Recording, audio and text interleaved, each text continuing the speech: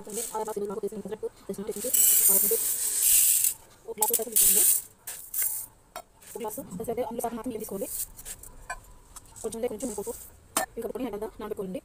Night అంతా నానుకున్న పెసరట్టు కొంచెం బియ్యాన్ని మిక్సీ దానికి తీసుకొని కొంచెం అల్లం ముక్కలు కొంచెం యాడ్ చేసుకుని మెత్తగా గ్రైండ్ చేసుకోవాలి. కొంచెం వాటర్ వేసుకొని కొంచెం మెత్తగా గ్రైండ్ చేసుకోవాలి. ఇప్పుడు మనం తీసుకుని పట్టుకున్న పెసరట్టు నాటుకొని పసుపు పెట్టేస్తానండి.